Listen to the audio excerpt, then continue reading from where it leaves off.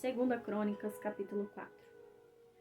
Também fez um altar de metal de 20 côvados de comprimento e de 20 côvados de largura e de 10 côvados de altura. E fez também o tacho de cobre fundido de 10 côvados, de uma borda até a outra, redondo e de 5 côvados de altura.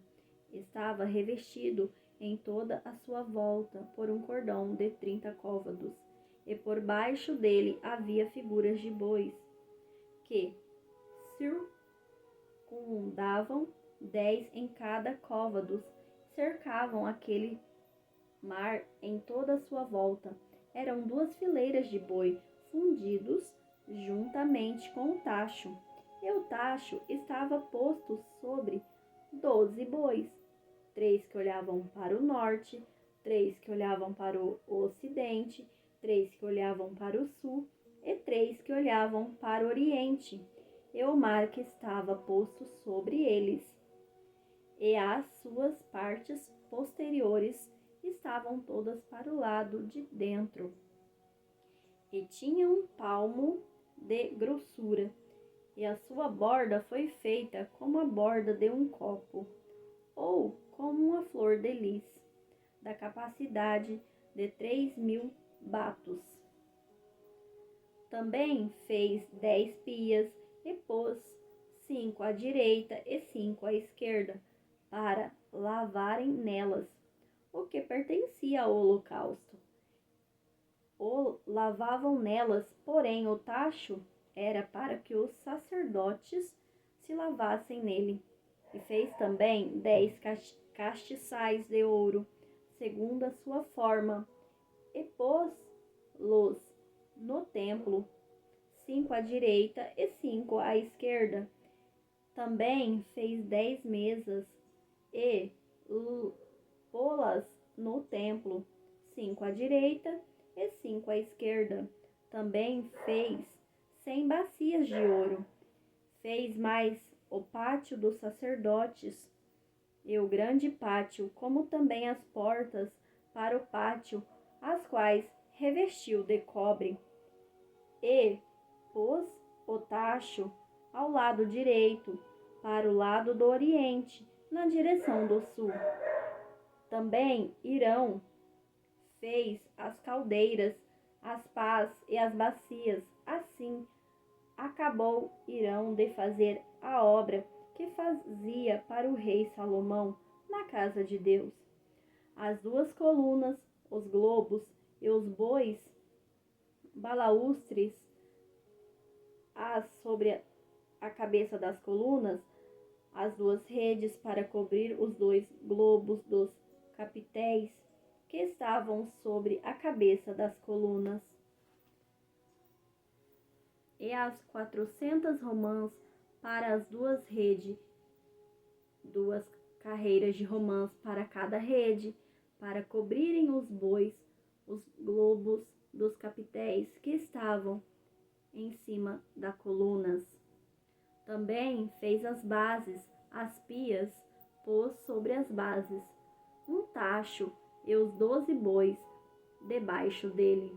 Semelhantemente pôs os potes, as pás, os garfos e todos os seus utensílios. Fez Hirão Abiú ao rei Salomão para a casa do Senhor de cobre purificado. Na campina do Jordão os fundiu o rei, na terra argilosa, entre Sucote e Zereda.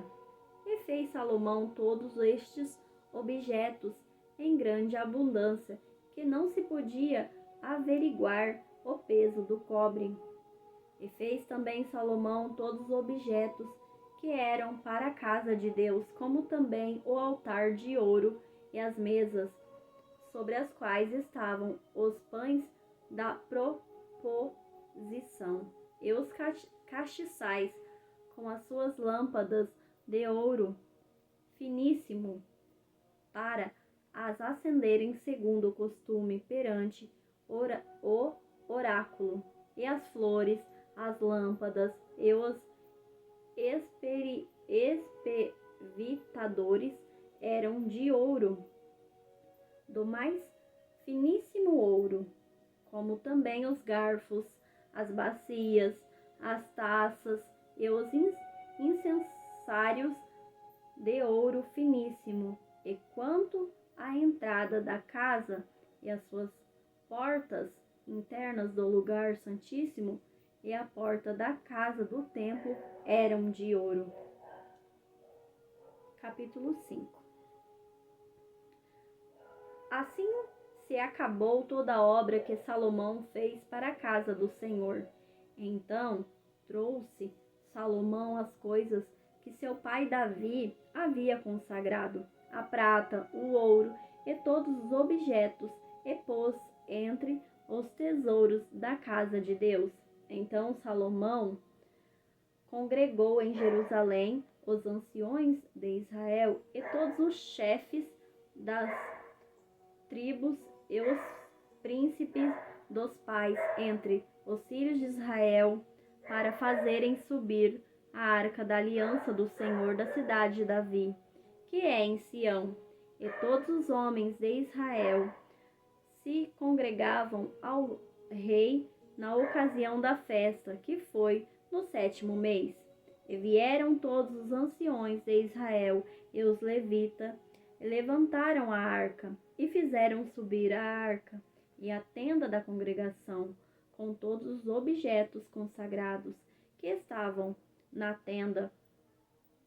Os sacerdotes e os levitas fizeram subir. Então o rei Salomão e toda a congregação de Israel, que se tinha reunido com ele diante da arca, sacrificaram carneiros e bois, que não se podiam contar nem numerar por causa da sua abundância.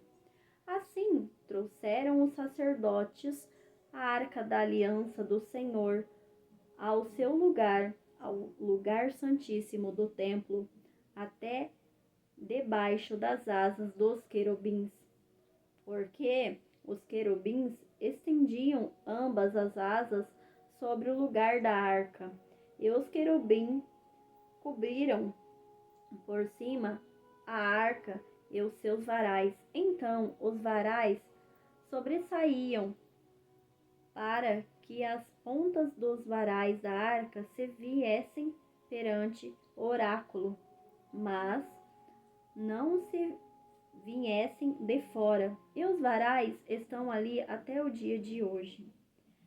Na arca não havia coisa alguma, senão 2 tábuas de Moisés, que tinha posto em Horebe, quando o Senhor fez aliança com os filhos de Israel, e saindo eles do Egito.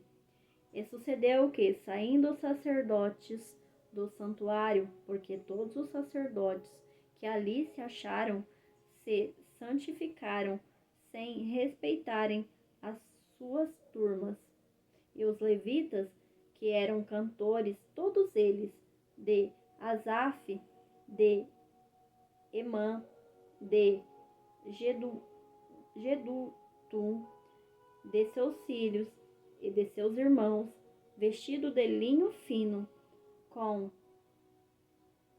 címbalos, com alaúdes e com harpas, estavam em pé para o oriente do altar. Junto com eles estavam 120 sacerdotes que tocavam suas trombetas. E aconteceu que, quando eles uniformemente tocavam as trombetas e cantavam para fazerem ouvir só voz, bendizendo e louvando ao Senhor, levantando eles a voz com trombetas, címbalos e outros instrumentos musicais, e louvando ao Senhor, dizendo: porque Ele é bom, porque sua benignidade dura para sempre. Então uma nuvem se encheu e o templo do Senhor.